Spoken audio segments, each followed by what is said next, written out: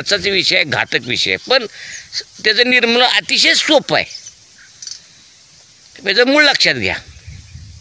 अतिरेकी कुठं निर्माण होतात? पाकिस्तानात. मारतोय कुठं? काश्मीरात. निर्माण व्हायची प्रक्रिया चालू आहे, मारण्याची प्रक्रिया चालू आहे, पण मारताना आपले पण 4-2 मरतात, हे लक्षात घ्या. तसं गोचिड, गोमाश्या, पिसा, उवा हे सगळं घाणीत तयार होतात.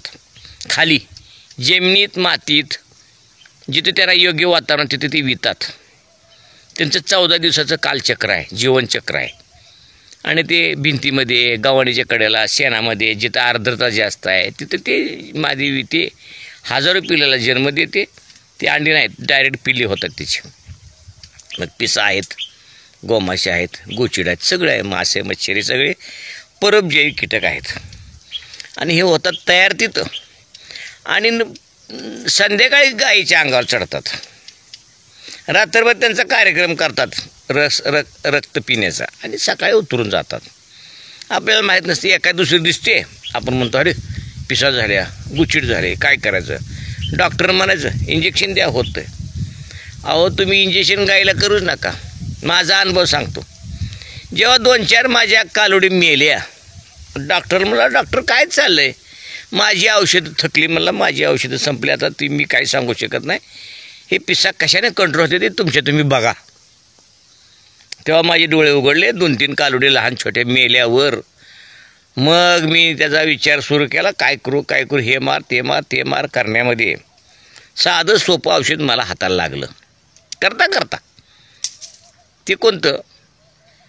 हमला नावाचं औषध आहे. किंवा अनेक त्या कॉम्बिनेशनची बाजारात अनेक औषधं आहेत. क्लोरोपायरिफॉस 50% प्लस सायपरमेथिन 5%, अशा मिश्रणाचं कीटकनाशक जे आपण सोयाबीनला मारतो, तुरीला मारतो, अनेक पिकावर आपण माव्याला मारतो. कीटकनाशक म्हणून ज्याचा वापर करतो शेतीच्या पिकामध्ये, ते औषध आहे 400 रुपये लिटर. एका पंपाला 50 मिली, 3 मिलीने घेतो. 15-20 लिटरचा पंप असला तर 50-60 मिली टाकायचं. 3 मिली एका पंपामध्ये, एका लिटरला 3 मिलीप्रमाणे एका पंपाला 50 ते 60 मिली ते औषध घ्यायचं. आणि ते औषध आपण संध्याकाळच्या वेळेला 5 ते 6च्या दरम्यान आपल्या गोठ्यात, परिसरात, कडेने, गव्हाणीच्या कडेला, घाणीच्या कडेला, बांधकामाच्या कडेला 5-50 किलोमीटर अंतर, 5-50 फुटाच्या अंतरावर हे सगळं जमिनीवर, भिंतीवर फवारून घ्यायचं. गाईचा विषय आहे, घातक विषय आहे, पण त्याचं निर्मूलन अतिशय सोपं आहे. त्याचं मूळ लक्षात घ्या. अतिरेकी कुठं निर्माण होतात? पाकिस्तानात. मारतोय कुठं? काश्मीरात. निर्माण व्हायची प्रक्रिया चालू आहे, मारण्याची प्रक्रिया चालू आहे, पण मारताना आपले पण 4-2 मरतात, हे लक्षात घ्या. तसं गोचिड, गोमाश्या, पिसा, उवा हे सगळं घाणीत तयार होतात. खाली जमिनीत, मातीत, जिथे त्यांना योग्य वातावरण तिथे ते वितात. त्यांचं 14 दिवसाचं कालचक्र आहे, जीवनचक्र आहे. आणि ते भिंतीमध्ये, गव्हाणीच्या कडेला, शेणामध्ये जिथं आर्द्रता जास्त आहे तिथं ते मादी विते. हजारो पिल्लाला जन्म देते. ते अंडी नाहीत, डायरेक्ट पिल्ले होतात त्याची. मग पिसा आहेत, गोमासे आहेत, गोचिड आहेत, सगळे आहे, मासे, मच्छरी सगळे परोपजीवी कीटक आहेत. आणि हे होतात तयार तिथं. आणि संध्याकाळी गाईच्या अंगावर चढतात. रात्रभर त्यांचा कार्यक्रम करतात रक्त पिण्याचा, आणि सकाळी उतरून जातात. आपल्याला माहीत नसते, एका दुसरी दिसते, आपण म्हणतो अरे पिसा झाल्या, गुचिड झाले, काय करायचं? डॉक्टर म्हणायचं इंजेक्शन द्या, होतं. अहो तुम्ही इंजेक्शन गाईला करूच नका. माझा अनुभव सांगतो. जेव्हा 2-4 माझ्या कालोडी मेल्या, डॉक्टर म्हणला डॉक्टर काय चाललं आहे? माझी औषधं थकली. म्हणला माझी औषधं संपली, आता ती मी काय सांगू शकत नाही. हे पिसा कशाने कंट्रोल होते ते तुमच्या तुम्ही बघा.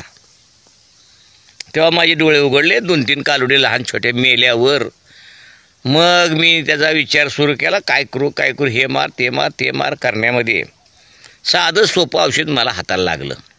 करता करता ते कोणतं? हमला नावाचं औषध आहे. किंवा अनेक त्या कॉम्बिनेशनची बाजारात अनेक औषधं आहेत. क्लोरोपायरिफॉस 50% प्लस सायपरमेथिन 5%, अशा मिश्रणाचं कीटकनाशक जे आपण सोयाबीनला मारतो, तुरीला मारतो, अनेक पिकावर आपण माव्याला मारतो, कीटकनाशक म्हणून ज्याचा वापर करतो शेतीच्या पिकामध्ये, ते औषध आहे 400 रुपये लिटर. एका पंपाला 50 मिली, 3 मिलीने घेतो. 15-20 लिटरचा पंप असला तर 50-60 मिली टाकायचं, 3 मिली एका पंपामध्ये. एका लिटरला 3 मिलीप्रमाणे एका पंपाला 50 ते 60 मिली ते औषध घ्यायचं. आणि ते औषध आपण संध्याकाळच्या वेळेला 5 ते 6च्या दरम्यान आपल्या गोठ्यात, परिसरात, कडेने, गव्हाणीच्या कडेला, घाणीच्या कडेला, बांधकामाच्या कडेला 5-50 किलोमीटर अंतर, 5-50 फुटाच्या अंतरावर हे सगळं जमिनीवर, भिंतीवर फवारून घ्यायचं. गाई